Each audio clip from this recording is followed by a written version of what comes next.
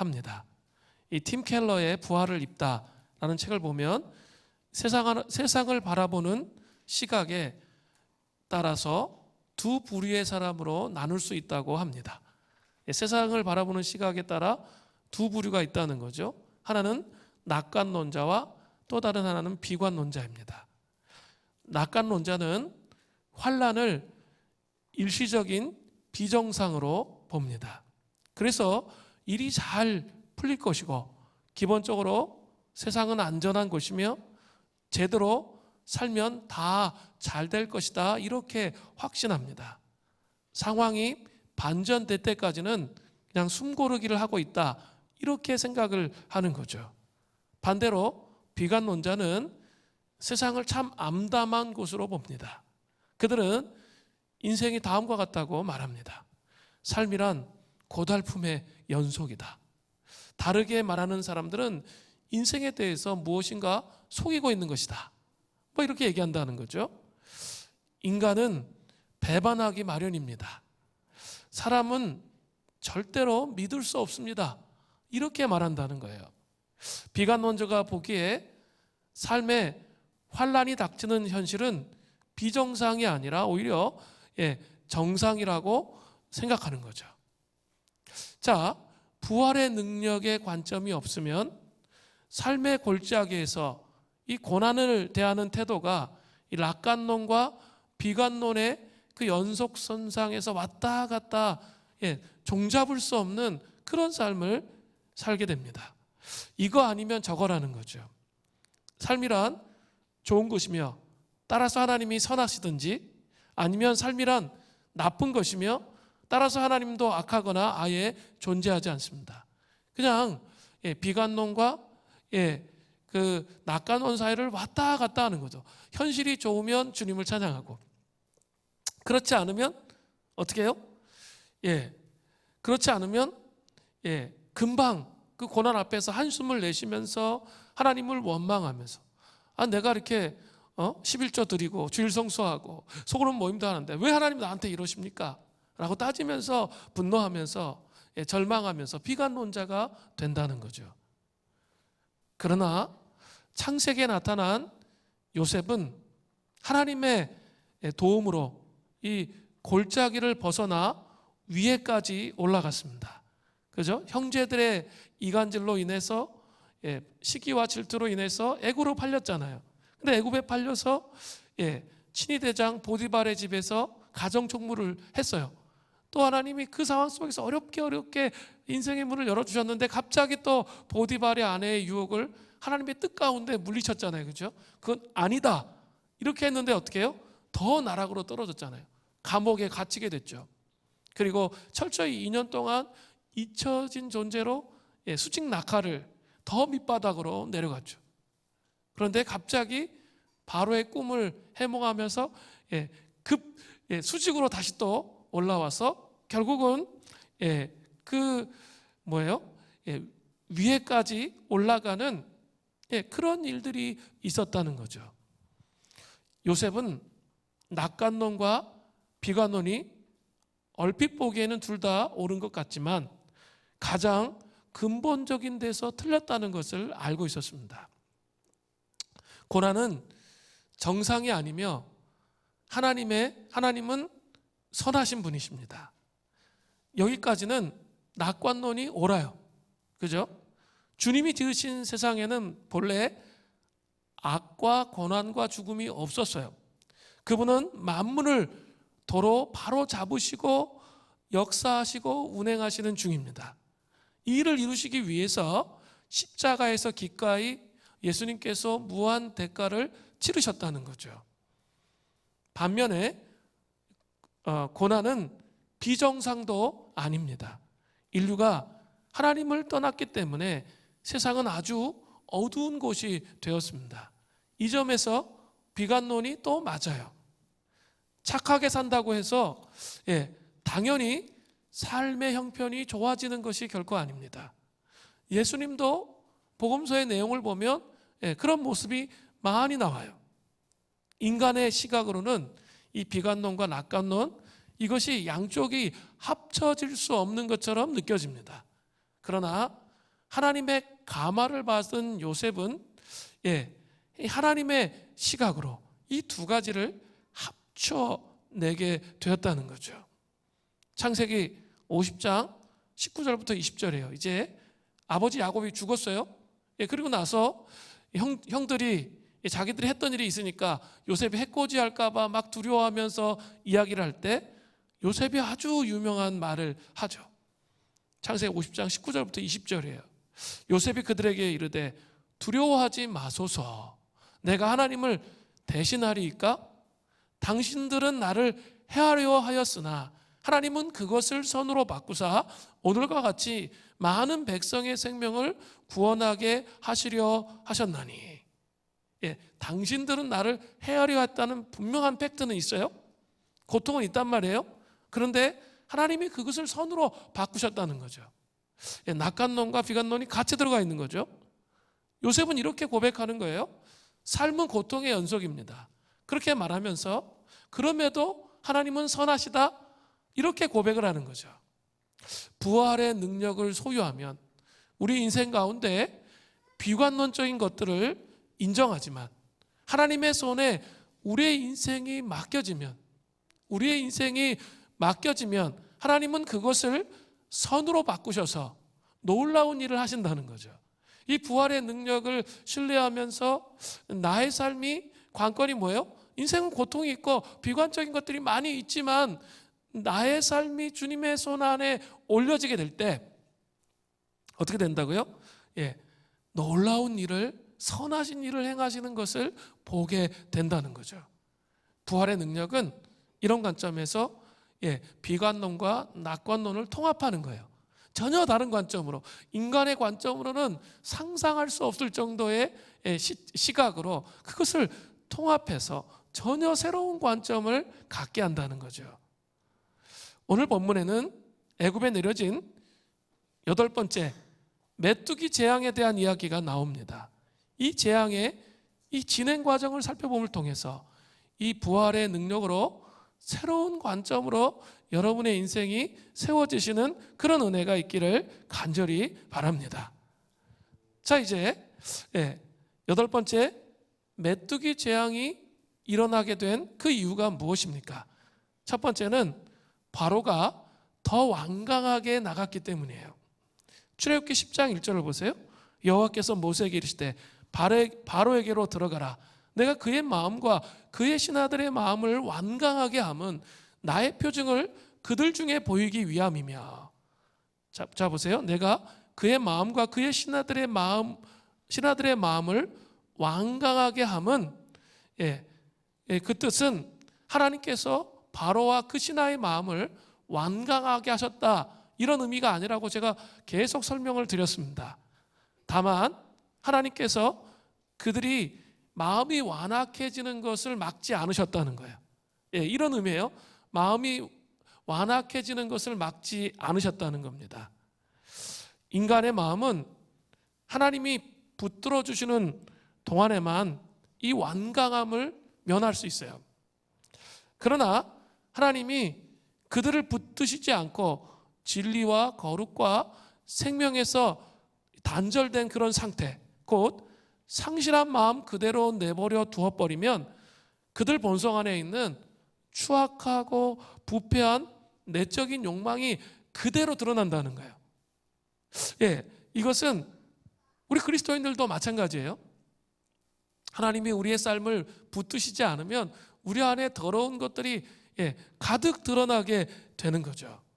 한번 제가 설명을 해볼까요? 우리가 경험적으로 알고 있어요. 하나님의 붙드심을 통해 말씀과 기도로 삶을 쭉 살아가다가 갑자기 하나님께서 순간적으로 이제 이 사람이 새로운 시즌을 맞이해야 되고 새로운 삶을 가게 하실 때에는 하나님의 붙드심을 순간적으로 놓으세요. 그러면 있죠, 어떻게 돼요? 판이 흔들려요. 그리고 어두움을 경험하게 됩니다. 그러면서 이렇게 나는 신앙생활을 잘하고 있는 줄 알았는데, 지금까지는 내 힘으로 잘하고 있는 줄 알았는데 진짜 본질을 보니까 그게 아니라는 것을 알게 되면서 이렇게 완악해져 있는 자기 자신을 보는 거죠. 그러면서 어떤 깨달음이 옵니까? 과거에 말씀과 기도로 살았던 삶, 그것이 하나님께서 우리를 붙드시는 것이고 붙들어 이끌어 주셨던 것이구나, 이 깨달음이 와요. 여러분 한번 여러분의 삶을 잘 반추해 보세요. 반드시 이게 어떤 그리스도인이라 할지라도 다 있어요. 그죠? 하나님이 붙드셨던 것 잘 기억을 못했는데, 이게 이렇게 한번 이렇게 하나님께 붙드심을 놓아버리시니까 다가오는 피폐함과 고통들 속에서 그때 그 삶이 하나님께서 우리를 붙들어 주신 그런 삶이라는 것을, 정말 그런 귀한 삶이라는 것을 알게 되는 거죠.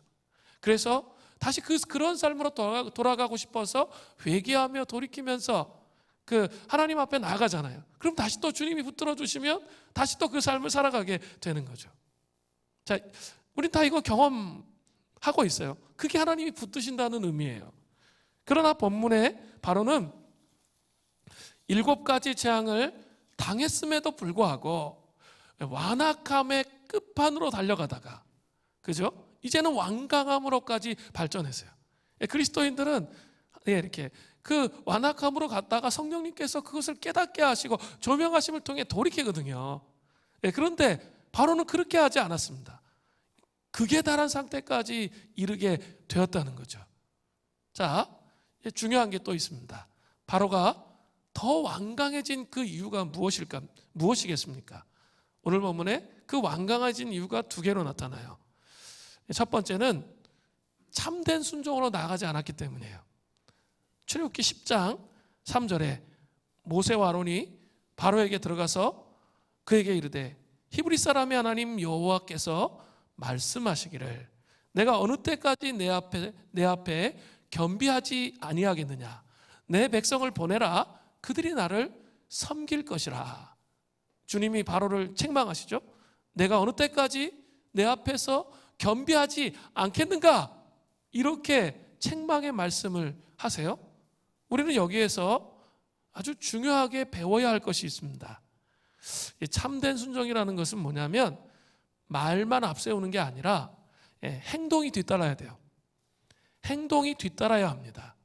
바로는 7번째 우박 재앙에서 모세에게 참회의 언어로 순종하는 듯한 그런 모습을 보였었어요. 우리 지난주에 봤잖아요. 출애굽기 9장 27절에 바로가 사람을 보내어 모세와 아론을 불러 그들에게 이르되 이번은 내가 범죄하였노라. 여호와는 의로우시고 나와 나의 백성은 악하도다. 이번 우박재앙이 너무 심하니까 이번에 우리가 범죄했다는 거예요. 그리고 우리 백성과 나는 너무 악하다는 그 고백을 분명히 했었어요. 그러나 중요한 건 뭡니까? 순종이 행동으로 옮겨지지 않았다는 거죠. 이게 중요한 포인트예요. 그래서 하나님은 바로에게 참된 순종의 자세로 행동의 겸비를 요구하고 계신 거예요. 여기서 겸비하다는 경배하다, 절하다의 뜻이 있습니다. 그래서 하나님께 자복하여 자신을 철저하게 낮추는 행동을 하라, 이렇게 말하고 계신 거예요. 그렇게 될 수 있어야 자신이 정말 하나님 앞에 아무것도 아니고 정말 무익한 조정해야 그 다음에 참된 순종으로, 그 다음에 행동으로 옮겨질 수 있다는 거예요. 그것을 말하고 있어요. 이번 주 금요 심야 기도회 때 제가 아주 중요한 말씀을 전했습니다. 요한복음 8장 12절 또 12장 35절부터 50절의 말씀으로 이 생명의 빛, 너무나 중요한 말씀이거든요. 이 생명의 빛에 관한 말씀을 나누었습니다.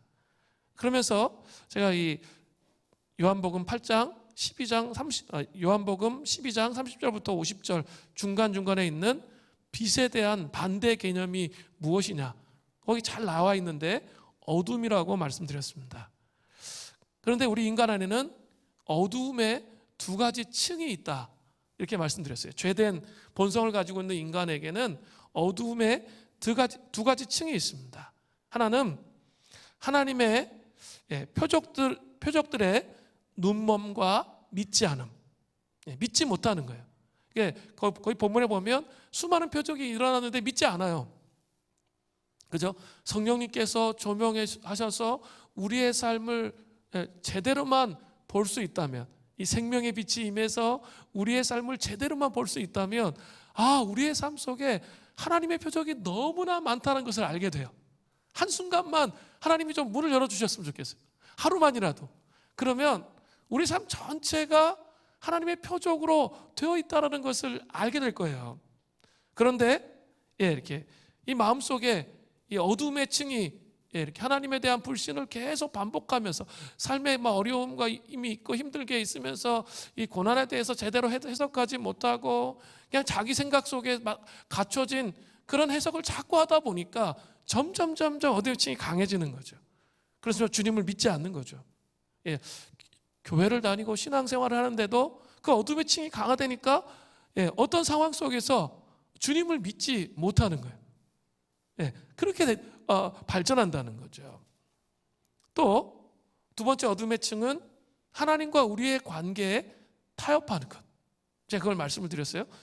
영상을 한번 꼭 보셨으면 좋겠어요. 생명의 빛을 구하는 데 되게 중요하거든요. 그래서 하나님과 우리의 관계를 타협하는 것. 그걸 말씀을 드렸어요. 이렇게 사람을 두려워하는 것. 우리 너무나 많이 하나님을 두려워하기보다는 눈에 보여지는 사람들이 나를 어떻게 생각하느냐에 너무 집중되어 있어요. 그런 사람이 의외로 그리스도인 중에 대단히 많아요. 다른 사람이 나의 이미지를 어떻게 볼까, 그게 너무나 집중되어 있어요. 그런데 그것이 바로 이 관계 중독, 사람 중독이라는 거예요. 사람이란 우상을 섬기고 있는 거라는 거죠. 그게 어둠이 된단 말이에요. 이렇게 관계에서 우선순위가 사람이 아니에요. 사람이 아니고 하나님이라는 거죠. 사람이 두려워서 자꾸 어떻게 해요? 저 자신도 그럴 때가 있어요.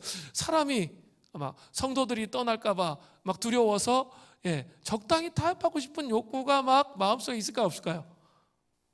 저는 날마다 고민해요.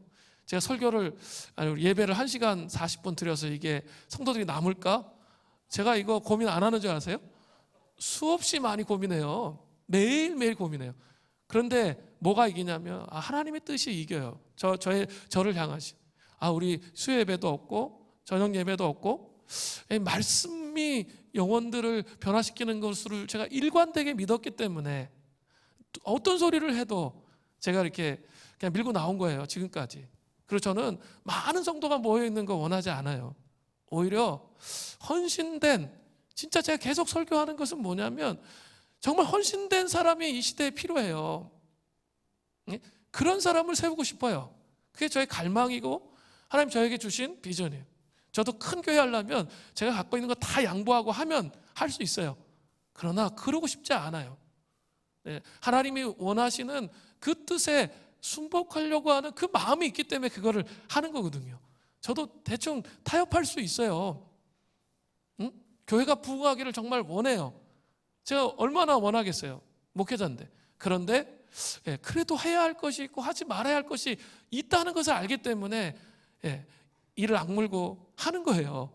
여러분, 그런 걸 여러분 아셔야 돼요. 제가 이 설교 준비하는데 이틀 3일이 걸려요. 다른 목회자는 그렇게 준비하지 않습니다. 제가 왜 그렇게 준비하겠어요? 거의 목숨을 내놓고 하는 거예요. 이 씨름을. 그렇게 하는 이유는 타협하고 싶지 않기 때문이에요. 그런데 우리는 그 타협의 유혹이 올 때 잘 생각해야 돼요.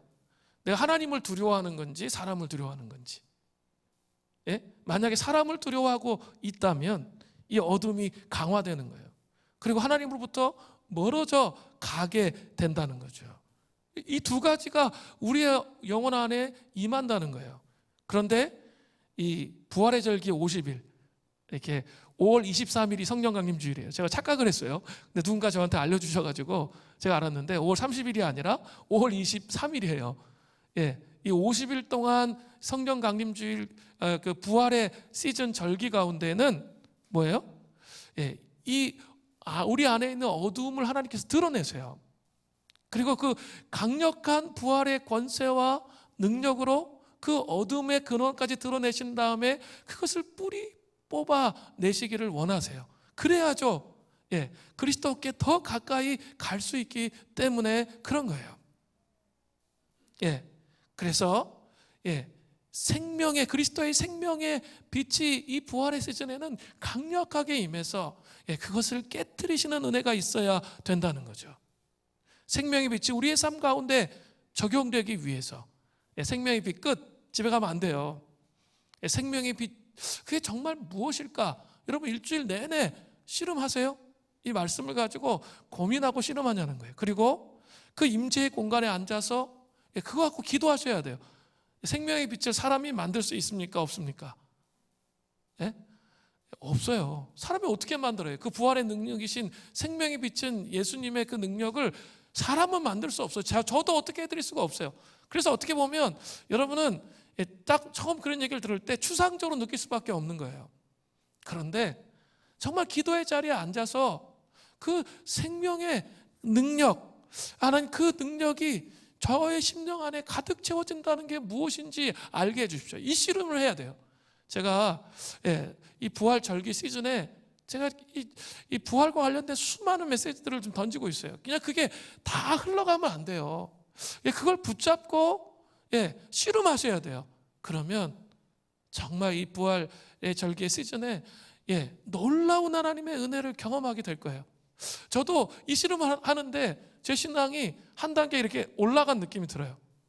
저도 이런 씨름을 하면서 계속 말씀을 준비하고 있기 때문에 부활의 능력이 정말 이런 건데 정말 제가 한 번도 들어본 적이 없고 한 번도 정리해 본 적이 없고 제가 목사인데 그랬어요. 그런데 지금 이 정리를 하면서 제가 정말 깊이 변화되는 것을 느껴가거든요. 여러분 그런 은혜 가운데 있어야 돼요. 자, 그 생명의 빛을 여러분이 한 주 동안 우리의 영혼 안에 가득 채워주시도록 기도하셔야 돼요. 자, 그런데 거기서 끝나는 게 아니라 한 발 더 나가는 거예요. 부활의 능력인 생명의 빛이 우리 가운데 가득 채워지면 세 가지 능력이 우리 가운데 생겨요. 이게 아주 중요하거든요. 이거 김남준 목사님의 은혜에서 미끄러질 때라는 책이 있는데 거기서 딱 보고 제가 깊은 통찰과 깨달음을 얻게 되었어요. 그 에베소서 4장 18절에 보면 그들의 총명이 어두워지고 그들 가운데 있는 무지함과 그들의 마음이 굳어짐으로 말미암아 하나님의 생명이 떠나 있도다. 이 말씀이 있어요. 우리는 우리 영혼 안에 임하는 생명의 빛의 능력을 에베소서 4장 18절의 말씀으로 유추해 볼 수 있어요. 어떻게 생명의 빛이 우리 안에 오는지, 그것은 그 생명의 빛이 생각과 총명과 마음에 임합니다. 자, 다시 한번 생각과 총명과 마음에 임해요. 이 구절에서 이 무지함이라는 단어가 나오죠. 이 무지함은 생각이 영적인 참된 지식에서 멀어진 것을 가리키는 거예요. 그게 무지함이에요. 생각이 영적인 참된 지식에서 멀어진 것, 그게 그것을 가리켜요. 그러니까 생각과 총명과 마음이 맞죠? 무지함의 내용이 그거니까. 자, 그러면 생명의 빛이 어떻게 이 세 영역에 임하는지를 여러분 잘 기억하고 여러분 정말 한 주간 깊이 기도하시기를 바라요. 첫 번째로 생명의 빛은 우리 영혼 안에 충만해지면 생각은 진리의 말씀을 받아들일 수 있는 능력이 생겨요. 다시 한번, 생명의 빛이 우리 영혼 안에 충만해지면 우리의 생각은 진리의 말씀을 받아들일 수 있는 능력이 생긴다고요. 생각이 하나님의 말씀을 향하여 예민하게 깨어 있어야 돼요. 이 거룩한 생각인데 예민하게 깨어 있어야 되고, 진리가 선포될 때 영혼이 그렇게 될 때 정직하게 반응할 수 있게 됩니다. 생각이 희미하고 마음이 혼란스러운 상태에서는 말씀을 들어도, 예배를 드려도 있죠, 예배당을 나가는 순간 잊어버리기가 일수예요. 아무리 말씀을 많이 들어도 있죠, 참된 순종이 없으면 이 생명의 빛으로 말미암아 이 생각의 변화가, 이 생명의 빛으로 생각의 변화가 없으면 절대 순종하지 않아요. 근데 자기는 순종한다고 생각해요. 유튜브나 많은 영상을 보고 그렇게 생각하는 거예요. 그렇게 역사하시는 게 아니에요. 주님이 생명의 빛이신 성령님께서 오셔서, 예수님께서 오셔서 우리 영혼의 생각을 깨트려 주셔야 돼요. 저는 목회하면서 그런 사람들 많이 봤거든요. 제가 이렇게 말씀을 길게 전하지만 이 말씀을 전하면서 계속 생각하는 거예요. 말씀 중심, 이 말씀이 말씀을 선포하도록, 그런 말씀을 전하는 거거든요. 저희 얘기하려고 하는 게 아니라 말씀이 말씀을 전하도록 하는, 그래서 그 말씀의 능력이 영혼들 안에 선포되어지도록 하는 그 작업을 계속하고 있는 거거든요. 그러면 저 이런 사람들 많이 봤어요. 이렇게 우리 교회 와서 예배를 드리면 머리가 아프다는 거예요.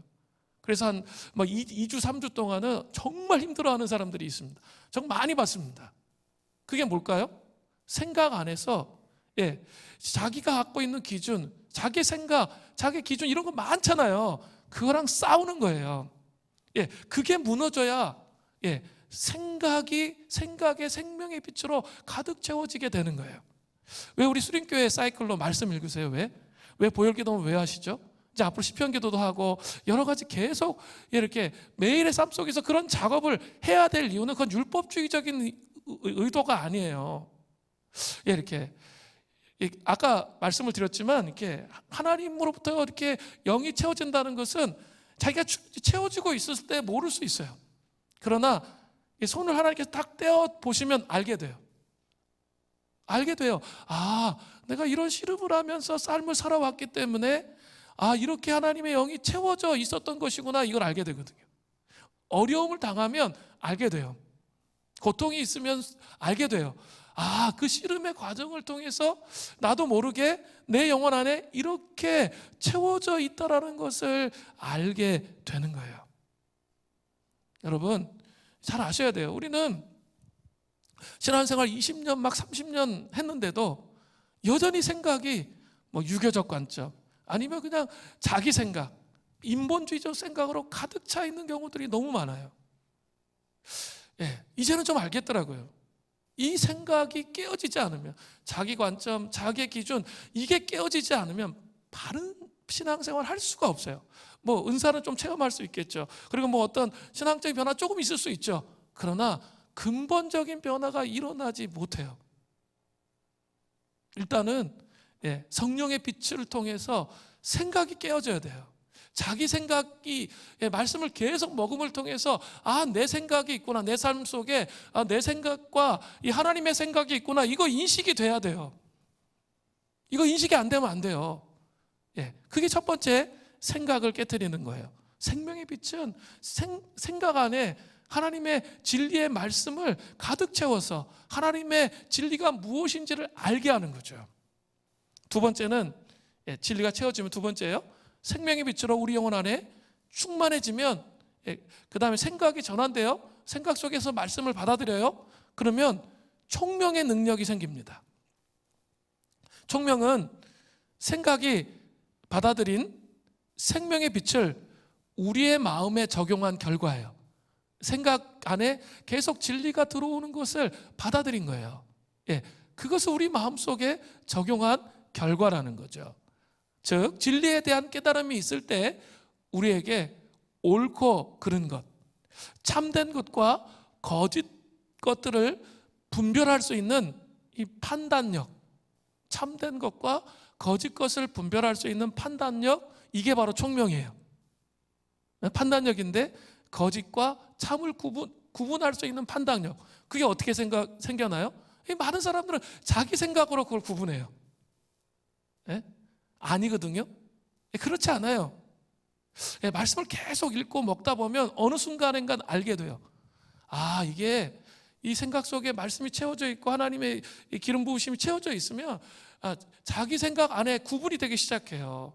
그게 이게 옳은 거야, 이건 거짓이야, 감정이 날 이걸 속이는 거야, 내가 이걸 택해야지, 이런 진리가 계속 머릿속에 있어야 이게 택해진다는 거예요. 그게 뭐예요? 총명이에요. 그러니까 지금 자기가 어디로 가야 할지 알지 못하는 사람들이 많이 있어요. 물론 어떤 위기가 오면 맨 처음에 그렇게 반응을 하죠.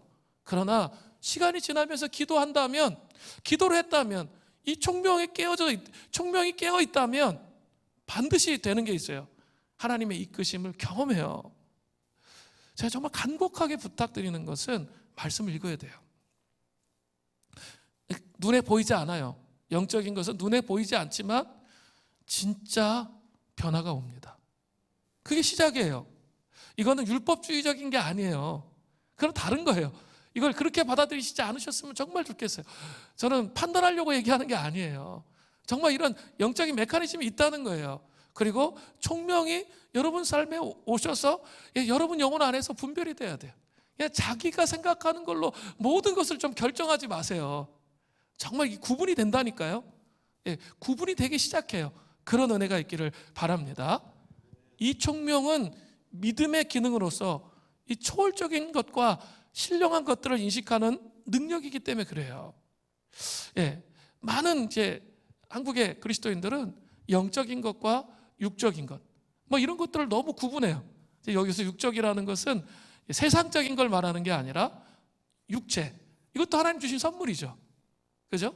구분할 수가 없어요. 사실은 세상적인 거 구분해야죠. 그게 있죠.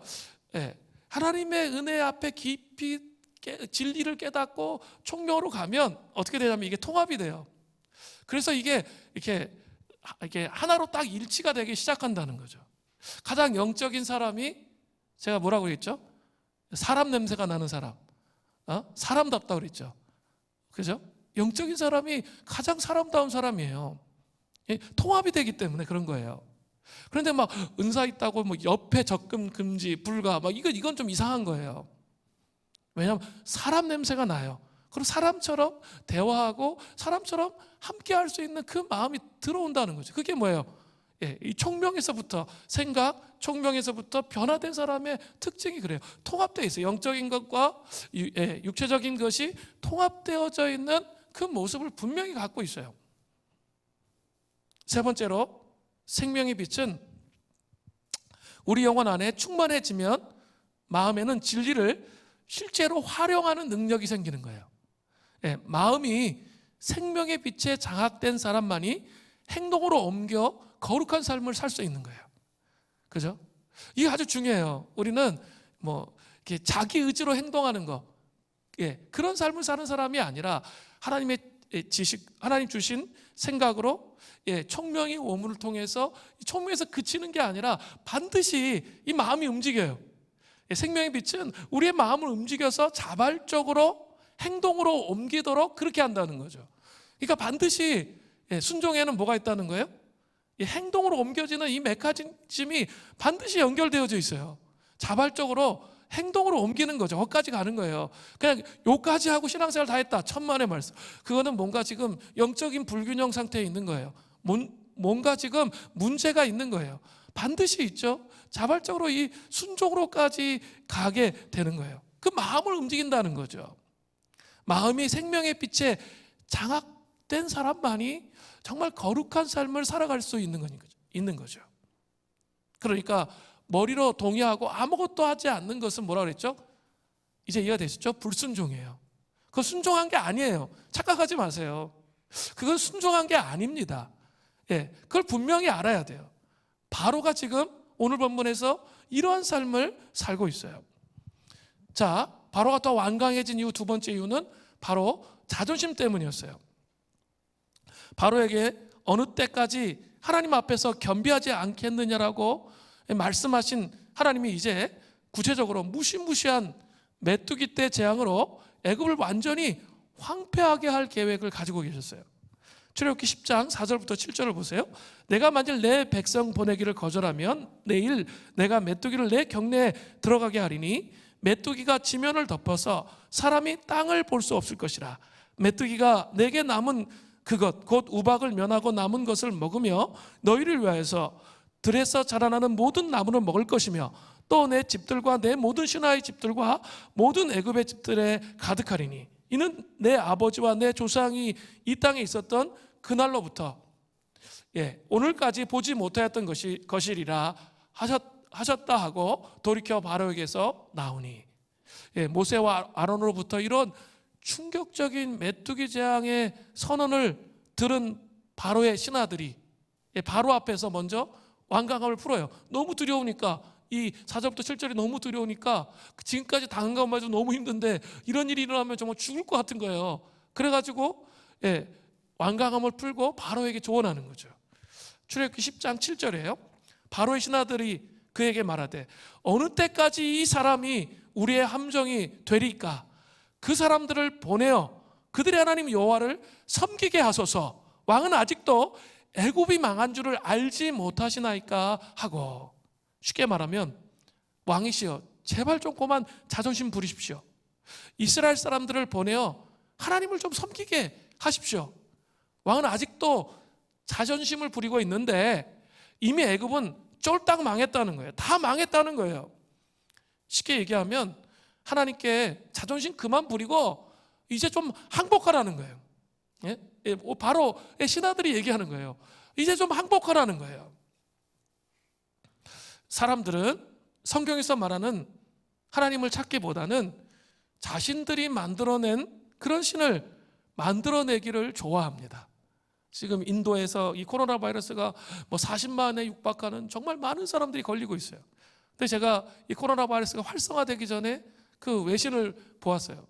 힌두교를 숭배하는 강에서 숭배하는 그 축제 기간이었는데 마스크 한 사람도 안 쓰고 물에 뛰어들면서 신이 우리를 보호할 것이다. 그런 생각들 속에서 그냥 자기 멋대로 했어요. 자신이 만들어낸 신으로 인해서 고통을 당하는 거죠. 어쩌면 하나님을 믿지 않는 사람들보다 하나님을 믿는다고 하면서도 맞춤형 신을 만들어서 그 속에서 위안을 받고 자신의 통제 영역 밖에서 역사하시는 하나님에 대해서 깊은 불신과 경계감을 가지고 있는 그런 사람들도 있습니다.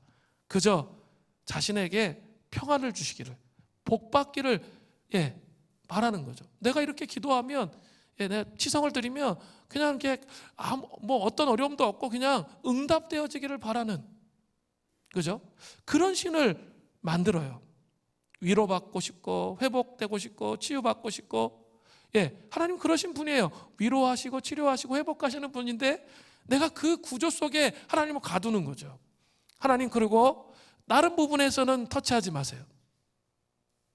그러나 자신이 맞춤형 신으로 하나님을 바라볼 때 문제가 돼요. 성경에서 말하시는 진짜 하나님은 이런 맞춤형 신의 생각을 갖고 있는 그 생각을 완전히 박살내세요. 이걸 아셔야 돼요. 우리 통제 영역 밖에서 항상 일하세요. 우리의 삶의 기반을 흔드심을 통해 일하시는 거죠. 그런 생각 속에 갇혀 있을 때 계속 우리의 삶을 통해 말을 걸어오세요. 그걸 흔드세요. 흔드십니다. 어쩌면 이러한 시간들이 하나님을 경험할 수 있는 정말 귀한 시간이 될 수 있습니다. 이때 중요한 것이 있습니다. 자신의 알량한 경험으로 자존심을 부리면서 고집을 부리면 안 돼요. 바로처럼 알량한 경험을 가지고 고집을 부리면 안 된다는 거죠. 자존심을 완전히 버리고 항복하는 게 필요해요. 하나님 앞에 자존심 부리는 것은 손해예요. 그러니까 무조건 그것을 깨트려야 돼요. 그걸 무너뜨려야 돼요. 그리고 항복해야 할 필요가 있다는 겁니다.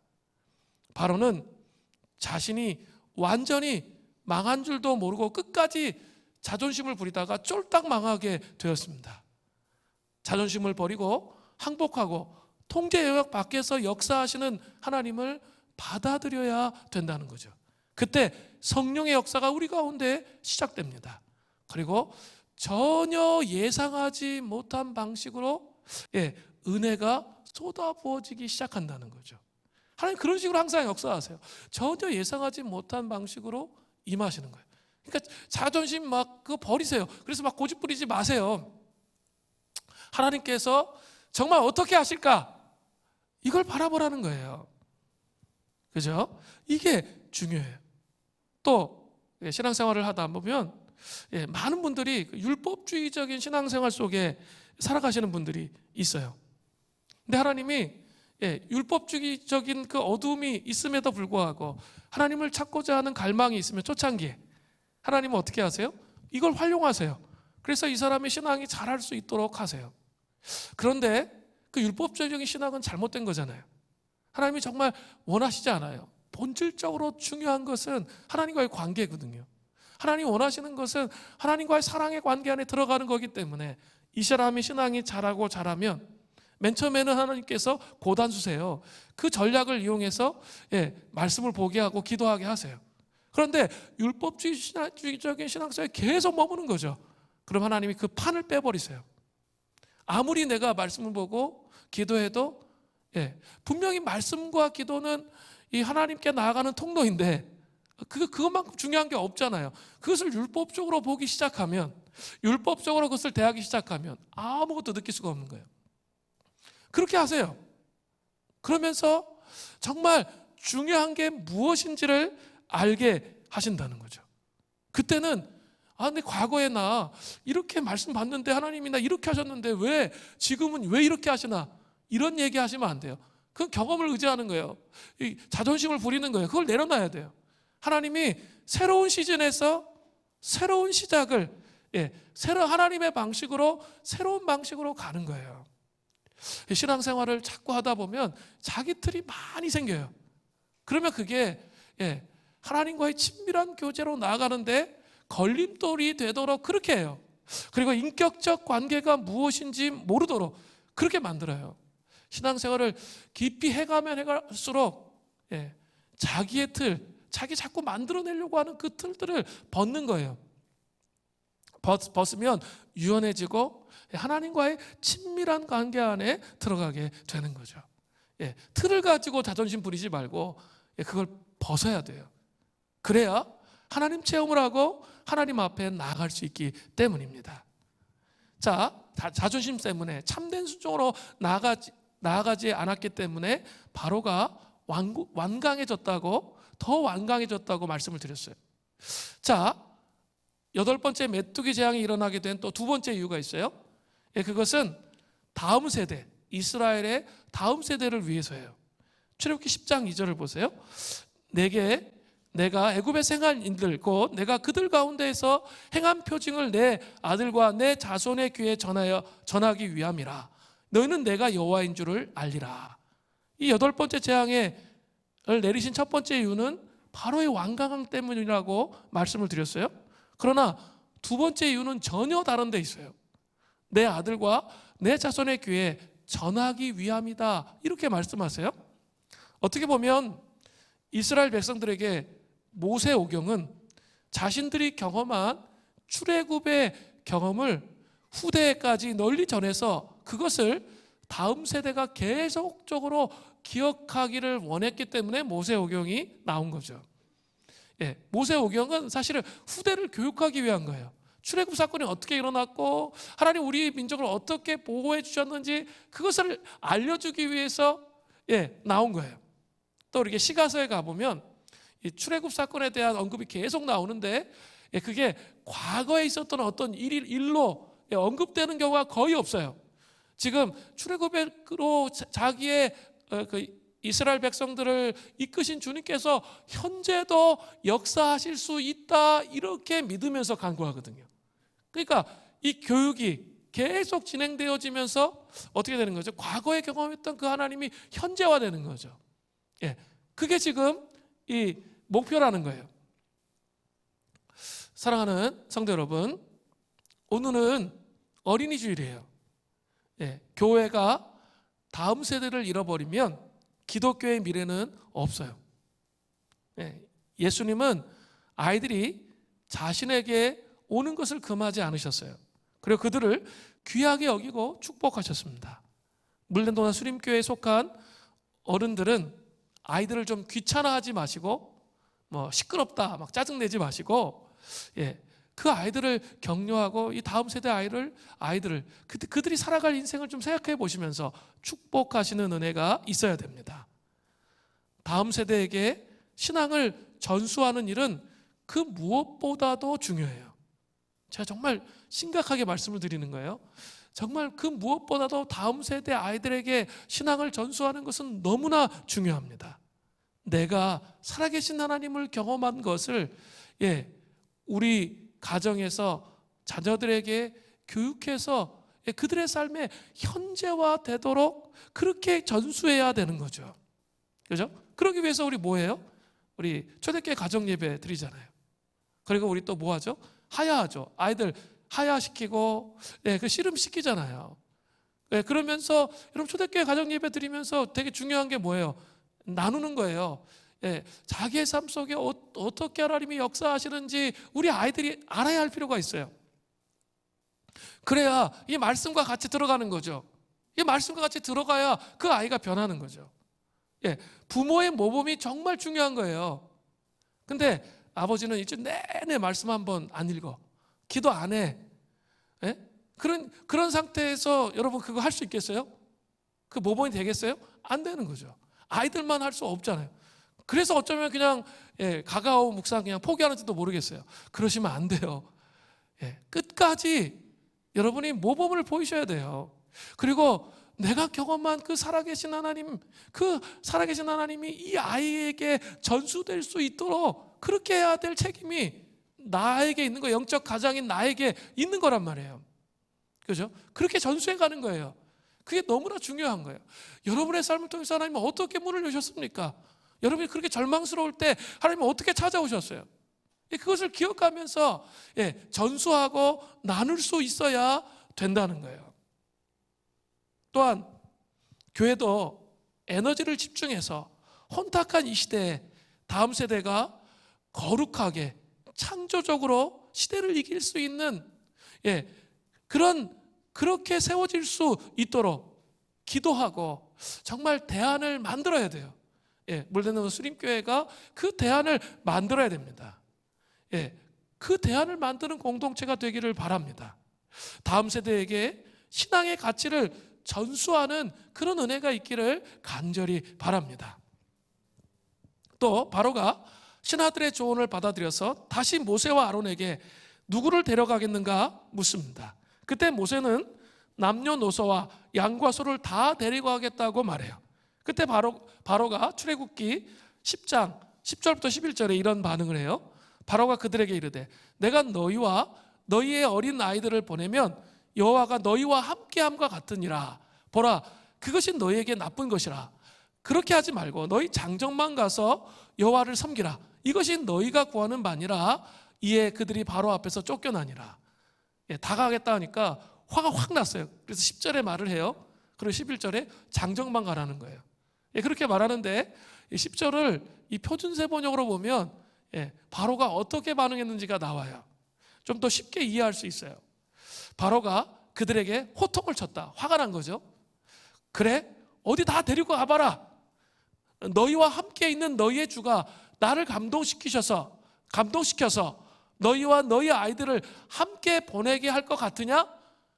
그런 얘기예요. 어림도 없다. 그렇게 말하는 거예요. 너희가 지금 속으로 악한 음모를 꾸미고 있는 것이 분명하다. 화가 난 게 분명히 드러나죠. 어린 반푼어치도 없다고 애들 못 데리고 간다는 거예요. 이건 뭐예요? 바로가 더 완고해져서 어린아이들을 볼모 삼아서 이스라엘 사람들이 다시 돌아오게 하려고 하는 거죠. 이건 뭐예요? 영적 싸움이 벌어지고 있는 거잖아요. 바로와 이스라엘 백성 사이에서, 하나님 사이에서 영적 싸움이 벌어지고 있는 거예요. 이 시대에도 다음 세대 자녀를 놓고 치열한 영적 싸움이 벌어지고 있다는 사실을 아셔야 돼요. 우리의 자녀가 누가 어떤 식으로 가르치냐입니다. 한때 복음이 왕성했던 곳도 이러한 2세 교육의 실패로 교회가 다 죽어버린 경우가 얼마든지 있습니다. 다음 세대에게 분명하게 성경적 가치를 가르쳐야 돼요. 일단 듣지 않아도 가르쳐야 돼요. 그래서 그 영혼 안에 체득되도록, 그러면 결정적인 순간에 그것이 역사하기 시작할 거예요. 그 말씀이 새겨져 있을 때 역사하기 시작해요. 그래서 우리가 하야하는 거죠. 가까워하는 거고 씨름하는 거잖아요. 그래서 그들이 분명한 성경적 가치, 생각 속에 성경적 가치가 있도록 해야 된다는 거예요. 너무나 안타까운 것이 있어요. 청년들을 만나보면 너무나 안타까운 게 있어요. 뭐냐면 목사님 가정이고 장로님 가정이고 안수집사 권사 되게 신실한 집안의 가정들이래요. 그런데 그 자매나 형제가 얘기하는 얘기를 딱 들으면 얼마나 세속적인지 모르겠어요. 그 부모가 세상 사람들과 가치가 똑같아. 생명의 능력으로 생각이 하나도 변한 게 없어. 성경적 가치가 없는 거죠. 그래서 그 아이가 상처받고 오히려 더 무거운 짐을 그 아이에게 올려놨어. 그러니까 자학하는 거죠. 죄책감 속에. 그러면서 자학하면서 힘들어하고 어려워하는 그런 사람들이 너무나 많아요. 너무나 안타깝습니다. 성경적 가치를 가르치지 않고 그냥 성공을 가르치는 거죠. 성공을 가르쳐요. 그러다 보니까 각 교회마다 아이들이 이제 고3, 고2 되면 주일 성수는 이제 거의 불가능하고, 이게 어떻게 됩니까? 그냥 학원으로 전전하는 거예요. 세속의 가치에 예배를 뺏기는 거죠. 이런 경우가 너무 비일비재해요. 이거 잘못된 겁니다. 그렇지 않습니다. 우리 아이들에게 세상의 가치가 아니라 성경적 가치를 가르쳐서 다음 세대 아이들이 영적 싸움에서 승리할 수 있는 그런 아이를 가르쳐 세워야 된다는 겁니다. 이것을 기억하세요. 자, 이제 이러한 완강한 바로 때문에 이제 메뚜기 재앙이 진행되죠. 출애굽기 10장 13절을 보세요. 모세가 애굽 땅 위에 그 지팡이를 들매 여호와께서 동풍을 일으켜 온 낮과 온 밤에 불게 하시니 아침이 되매 동풍이 메뚜기를 불어들인지라. 여호와께서 동풍을 일으키셨다고 되어 있죠. 동풍은 이 아라비아, 사우디아라비아 이쪽이죠. 아라비아 사막 지역에서 건조한 바람을 불어오는 건조한 바람을 의미해요. 메뚜기의 이동은 바람의 세력과 방향에 영향을 받습니다. 사막의 건조한 바람을 타고 메뚜기들은 이동하지 않습니다. 그죠? 오히려 일반적으로 메뚜기 떼들은 애굽의 남풍과 남서풍, 그러니까 리비아와 에티오피아 있죠. 그 밑에 쪽에서 있죠. 그쪽에서부터 애굽으로 날아오는 게 일반적이에요. 그런데 오늘 일어난 메뚜기 재앙은 동풍을 타고 들어왔습니다. 이것은 하나님의 초자연적인 개입이라고밖에 볼 수 없는 거예요. 건조한 지역에서 어떻게 메뚜기들이 날아올 수 있냐요? 다 죽어요. 그렇게 안 되는데 그렇게 되고 있다는 거예요. 또 출애굽기 10장 14절을 보세요. 메뚜기가 애굽 온 땅에 이르러 그 사방에 내림에 그 폐해가 심하니 이런 메뚜기는 전에도 없었고 후에도 없을 것이라. 또 출애굽기 10장 15절을 보세요. 메뚜기가 온 땅을 덮어 땅이 어둡게 되었으며, 땅이 어떻게 되었어요? 메뚜기가 우박에 상하지 아니한 밭의 채소와 나무 열매를 다 먹었으며 애굽 온 땅의 나무와 밭의 채소나 푸른 것은 남지 아니하였더라. 뭐예요?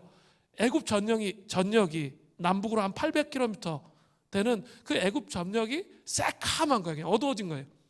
뭐예요? 상상해 보세요. 이게 전부 다 메뚜기라는 거예요. 메뚜기 떼가 가득 채워져 있는 거죠. 그죠? 그리고 그 메뚜기 떼들이 채소나 남아있는 것, 우박재앙을 피했던 거 있죠. 완전 다 싹 쓸어버린 거예요. 완전히 황폐하게 되었습니다. 그죠? 그런 상황들을 보여주고 있습니다. 자, 이제 이 재앙에 대해서 바로와 모세의 기도와 하나님의 권능이 오늘 본문에 마지막으로 나타나고 있어요. 바로가 어떻게 반응합니까? 출애굽기 10장 16절부터 17절이에요. 바로가 모세와 아론을 급히 불러 이르되 내가 너희 하나님 여호와와 너희에게 죄를 지었으니 바라건대 이번만 나의 죄를 용서하고 너희 하나님 여호와께 구하여 이 죽음만은 내게서 떠나게 하라. 자, 메뚜기 제약의 충격 때문에 바로가 모세와 아론을 급히 불러요. 그리고 하나님과 아론과 모세에게 죄를 지었다고 말합니다. 그리고 이번만 용서해 달라고 말하면서 여호와께 구하여 이 죽음만은 떠나게 해달라고 그렇게 고백하고 있습니다. 바로의 고백은 이번에도 행동이 없는 회개, 즉 참된 순종이 아닌 상태에서 머물러 있었습니다. 이 고통이 또 사라지니까 어떻게 해요? 또다시 완강해지잖아요. 그게 출애굽기 10장 20절에 나오죠. 그러나 여호와께서 바로의 마음을 완악하게 하셨으므로 이스라엘 자손을 보내지 아니하였더라. 그죠? 참된 순종이 아니라는 걸 또 보여줘요. 그러나 모세는 어떻게 합니까? 출애굽기 10장 18절을 보세요. 그가 바로에게서 나가서 여호와께 구하매. 모세가 여호와께 구합니다. 모세는 이제 완전히 달라졌어요. 이 8번의 재앙을 내리시는 그 모습을 보면서 완전히 달라졌어요. 온전한 기도의 사람이 되었습니다. 그는 기도를 통해서 하나님의 영광을 본 사람이 된 거죠. 그래서 그가 기도하면 하나님의 권능의 역사를 끌어올 수 있는 하나님의 사람이 된 거죠. 출애굽기 10장 19절을 보세요. 여호와께서 돌이켜 강렬한 서풍을 불게 하사 메뚜기를 홍해에 다 몰아 넣으셨어요. 넣으시니 애굽 온 땅에 메뚜기가 하나도 남지 아니하니라. 너무 놀랍죠?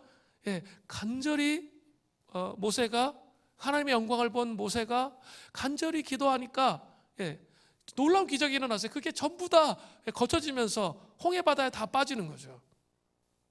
기도의 능력이죠.